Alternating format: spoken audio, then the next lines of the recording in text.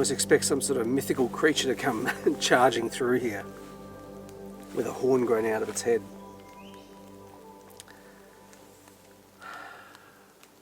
It's awesome.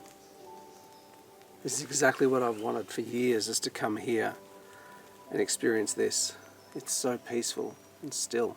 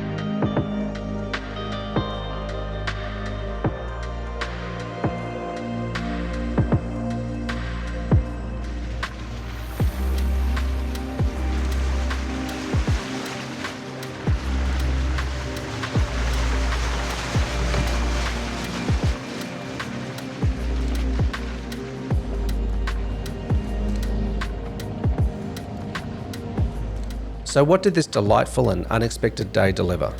Well, quite a lot as it turned out. First, it reminded me just how therapeutic it is to be completely alone in nature. It's only when we're freed from the distractions of others that we can be fully present in it. Normally, I'll see the odd person go by, or I'll hear the hum of local traffic off in the distance. But this was different. All I saw was the forest around me. All I heard were the birds in the trees and the gentle patter of raindrops at my feet. Second, it proved once again how different a place can be, even a familiar one, when weather conditions change. That revisiting old haunts is worth it. It also made me grateful to know that my gear could operate flawlessly, no matter how wet it became. It reminded me of that old adage, buy the best gear you can, and that way you'll enjoy it for a lifetime. But most of all, it proved what I already knew, but stubbornly resisted for so long. That shooting in poor weather often yields some of the most satisfying experiences possible.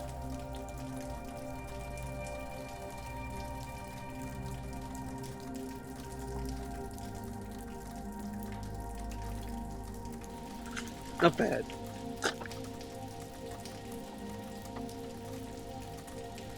Yep.